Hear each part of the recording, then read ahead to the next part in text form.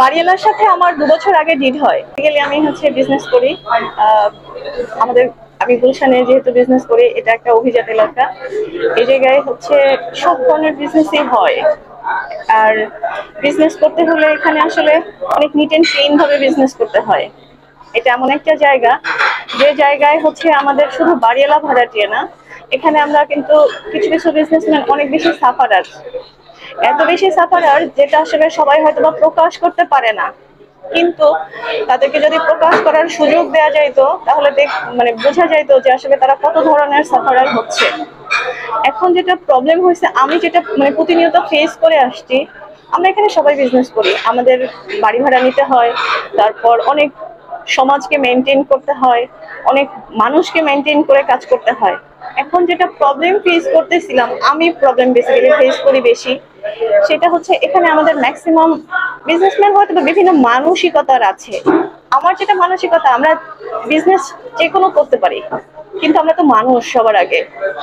তো আমরা কেন একজনকে ছোট করে নিজেকে অনেক বড় বেশি কিছু চিন্তা করব, এটা আমি কখনোই চিন্তা করি না। অলওয়েজ যে সবার সাথে মিলেমিশে বিজনেস করতে চাই, কিন্তু দেখি যে কিছু মানুষ আছে যারা এখন বর্তমানে যেটা প্রবলেম ফেস করতেছি, তারা শুধু সুবিধা নেবে, কিন্তু কখনো তারা সেটার সাফারার হবে না। সাফারার হব শুধুমাত্র আমরা যারা বিজনেস করতে আসছি, যারা ফ্রন্টে থেকে বিজনেস করি। কিন্তু আমি এটা কখনোই মনে করি না যে হ্যাঁ, সবাই তো আর ফেসে আসবে না, কেউ কেউ তো সাইড থেকে কিংবা হাইডে থেকে কাজ করবে। আমার এটা নিয়ে কোনো সংশয় আগেও ছিল না, এখনো নাই, পরবর্তীতেও থাকবে না। আরিয়ালার সাথে আমার ২ বছর আগে ডিড হয়। ওনার সাথে আমি ডিড করেছি ২০২৩ সালের জানুয়ারিতে। তখন থেকেই আমি বিজনেস পরিচালনা করতেছি। বিজনেস ফার্স্ট টাইম থেকে উনি আমাকে খুব মেন্টালি টর্চার করতেছিল। আজকে এইটা, কালকে নোটিশ, পরশু দিন আপনার কারেন্ট বন্ধ, তারপরের দিন পানি বন্ধ, তারপরের দিন এইটা সেইটা, তারপরের দিন টাকা বাড়াইতে হবে, ভাড়া না বাড়াইলে এখন চলে যাবেন। এখন আমরা তো ইনভেস্ট করি, একটা বিজনেস করতে হলে তো ওইখানে একটা হিউজ ইনভেস্টমেন্ট থাকে ভাইয়া। এখন আপনার বাসা আমি ভাড়া নিলাম, তারপরে আপনি পরের দিনই বললেন যে আপনাকে আমি রাখবো না, এখন চলে যান।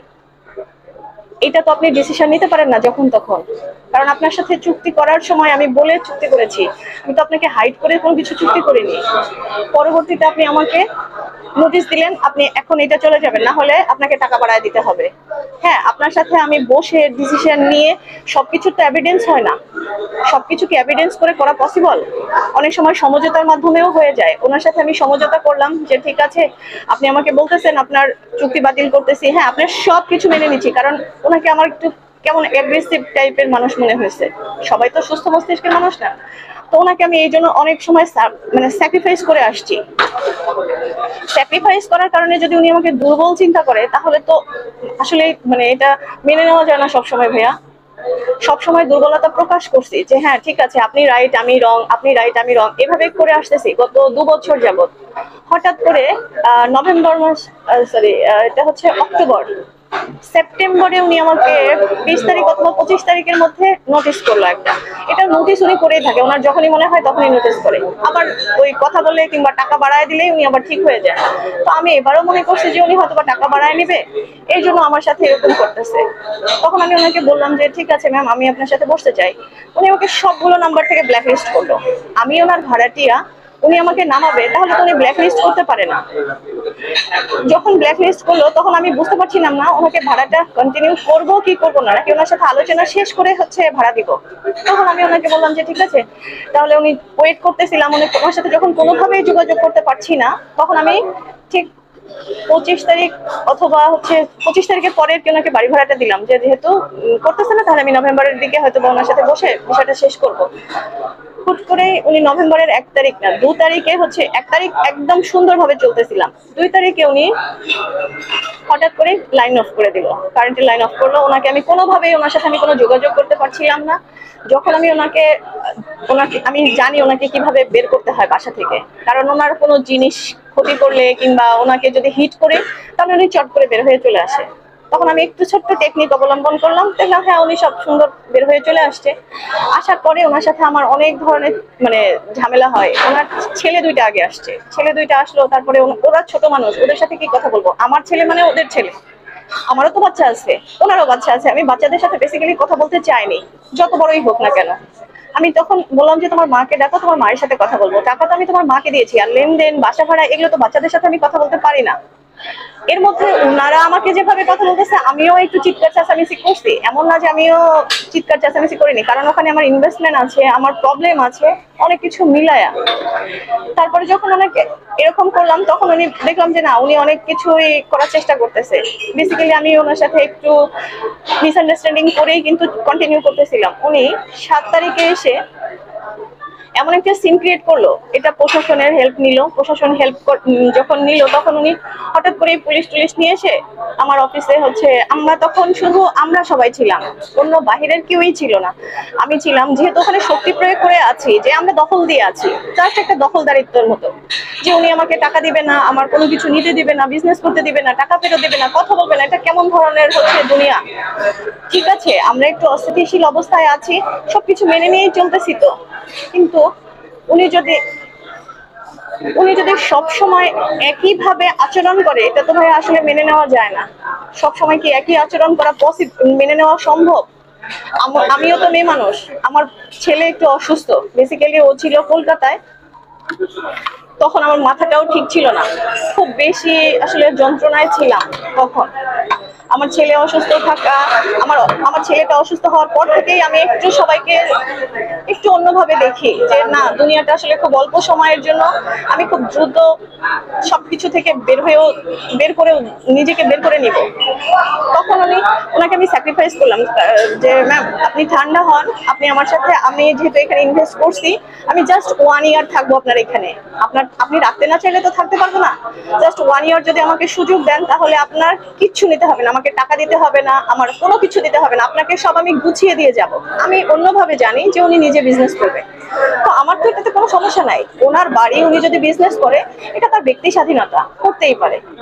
তো উনি আমাকে যদি হিট করে, আমার সবকিছু আত্মসাৎ করে, আমাকে লাঠি দিয়ে যদি রাস্তায় ফেলে দেয়, তাহলে তো উনি আসলে এটা করতে পারে না। হচ্ছে উনি আমাকে হচ্ছে নভেম্বরে যখন 2 তারিখে 2 তারিখ থেকে 7 তারিখের মধ্যে যখন ঝামেলা করে কোনো কিছু করতে পারছিল না, ওই দিন হঠাৎ করে এডিসি স্যার ছিলেন, এসি স্যার ছিলেন, ওসি স্যার সহ পুলিশ প্রশাসন সবাই এসে, হ্যাঁ গুলশান জোনের সবাই ছিলেন, এডিসি ছিলেন, ও ওসি স্যার ছিলেন, তারপরে আরো এসআই ছিলেন, কনস্টেবল ছিলেন, সবাই মিলে একটা অভিযান যেটা করা যায় সেই অভিযান করলেন। অভিযানে ছিলাম আমি, আমার ম্যানেজার ছিল, আর হচ্ছে আমরা যারা ছিলাম সবাই মিলে। উনি হচ্ছে এসে আমাদেরকে নিয়ে গেল, হঠাৎ করে এসে, কোনো কথা নাই, কোনো কিছু নাই, হঠাৎ করে নিয়ে গেল। কিন্তু আমি নিয়ে যাওয়ার সময় ওনারা বলতে পারবে না যে আমি কারোর সাথে একটা প্রশ্ন করছি কিংবা মিসবিহেভ করছি। আমি শুধু একটা রিকোয়েস্ট করেছিলাম ওসি স্যারকে, যে স্যার এই মহিলা তো হচ্ছে এই জন্য করতেছে, আপনি সবটাই জানেন। এটা কিন্তু আমরা অলমোস্ট 2 তারিখ থেকে 7 তারিখ পর্যন্ত ওসি স্যার বিষয়টা জানে, থানা জানে, প্রত্যেকটা পার্সন জানে থানার। আমি আর বাড়িওয়ালা যেভাবে থানা মুভ করতেছিলাম, আমাদেরকে কাউকে কোনো সমাধান দিচ্ছিল না, না আমাকে কিছু বলতেছিল, না বাড়িওয়ালাকে কিছু বলতেছিল, আমাকেও থেমে যেতে বলতেছে না, বাড়িওয়ালাকেও বলতেছে না থেমে যেতে। একটা তো সুস্থ সমাধান আছে, এটা তো এমন কোনো কিছু না যে আমরা বাইরের মানুষ। 7 তারিখে যখন হয় অভিযানের সময় আমাকে এডিসি স্যার আমার দায়িত্ব নিয়েছিলেন যে আপনার তালা দিয়ে গেলাম, তালাটা এরকমই অক্ষত থাকবে, আপনাকে হচ্ছে আপনি যেখানেই থাকেন ওইখান থেকে আসার পর আপনি আপনার সমস্ত জিনিস হেফাজতে পাইলেই হয়েছে। আমি বলছি ঠিক আছে। আমার তখন একটা চাবিটা, তালাটা ওই মহিলা কেটে দিয়েছিল পুলিশ অভিযান করার সময়। উনি তালা কাটা যে মেশিনটা আছে ওইটা দিয়ে তালা কেটে তারপরে আমার ভিতরে আসছে। আমি তো দরজা খুলে দিয়েছি পরে।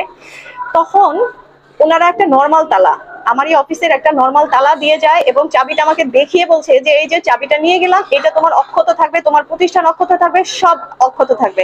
আমি বলছি আচ্ছা ঠিক আছে, কনফিডেন্স তো রাখতেই হবে, প্রশাসনের উপর কনফিডেন্স রাখবো না, কার উপরে রাখবো।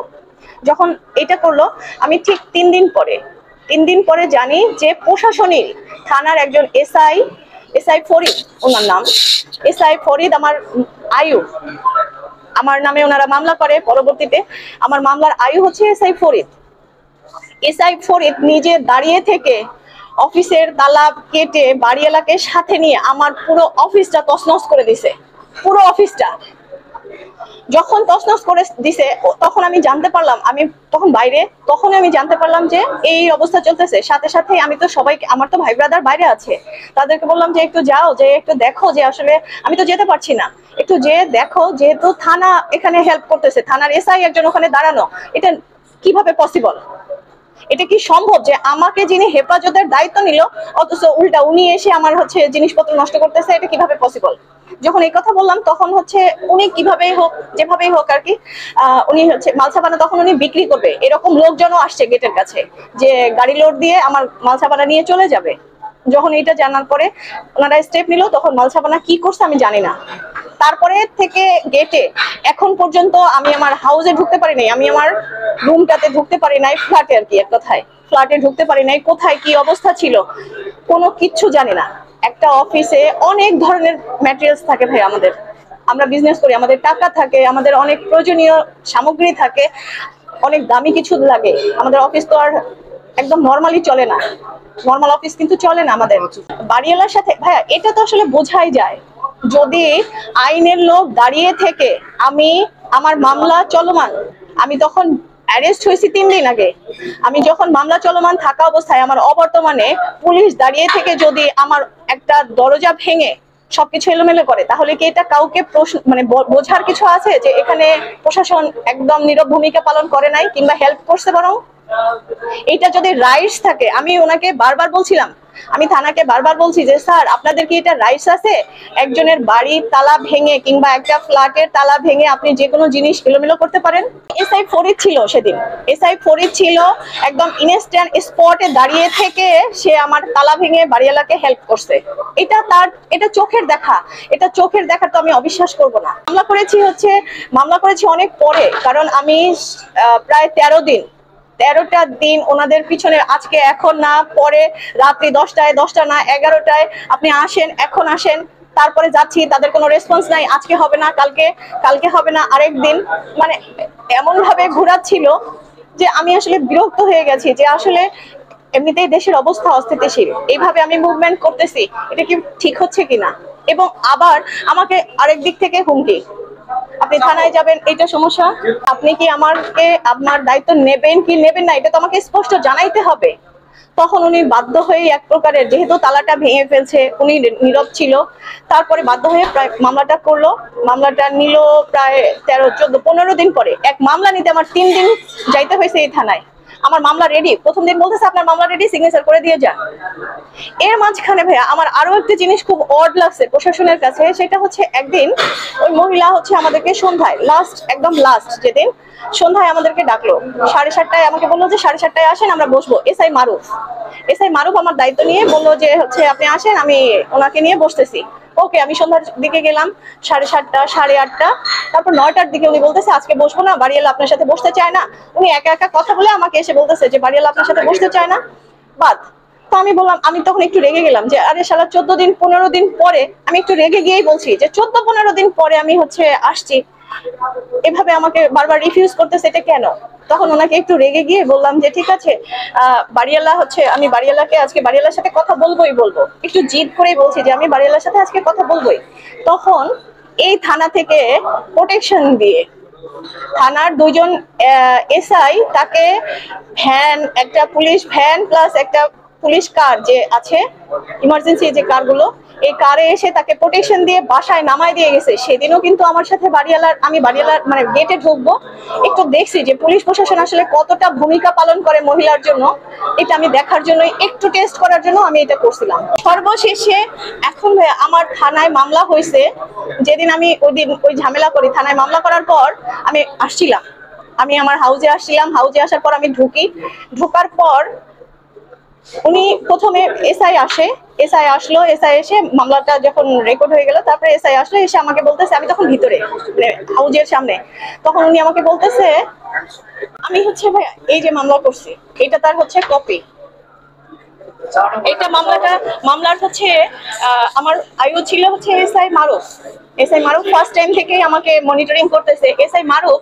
আয়শা একজন পুলিশ কনস্টেবল এসে পুরো ভিজিট করে বলতেছে, আমাকে বলে গেল যে ই করেন কি বলে, উনি তো বাসায় নেই, উনি বাসায় আসলে আমি আবার পরে আসবো। আমি বলছি আচ্ছা ঠিক আছে, উনি বাসায় আছেন। ওনাকে অনেকভাবে বোঝানোর চেষ্টা করলাম উনি বাসায় আছেন। তখন উনি আমাকে বলতেছে যে আমি তো আর দরজা ভেঙে ওনাকে নিয়ে আসতে পারি না, উনি বাহিরে আসুক তারপরে আমার বিচার। ভাইয়া এখন হচ্ছে আমি যেহেতু মামলা করেছি, একজন মানে আসামি, সে ওই দিন রাত্রে ওই দিন রাত্রেই সে বের হয়ে এসে পুলিশের সামনে দাঁড়ায় রাস্তার সামনে সবাইকে ব্রিফ করতেছে যে আমি হচ্ছে বাড়িওয়ালা, থানা নাকি হচ্ছে মামলা করে আমার নামে, আমি তো মামলা করবো ওর বিরুদ্ধে। অথচ তখন একজন এসআই মারুফ ওখানে সামনে, সে মামলার আয়ু, সে 999 কলে এসে তাকে প্রোটেকশন দিয়ে, আমি ভিতরে ছিলাম আমাকে বাইরে বের করার জন্য, প্রোটেকশন দিয়ে এসে তাকে হেল্প করে দিয়ে চলে গেল এবং তার ভয়ে সে পালিয়ে গেল। আমাকে বলতেছে আপনি ওখানে থাকবেন না বেশিক্ষণ, আপনিও চলে আসেন এদিকে।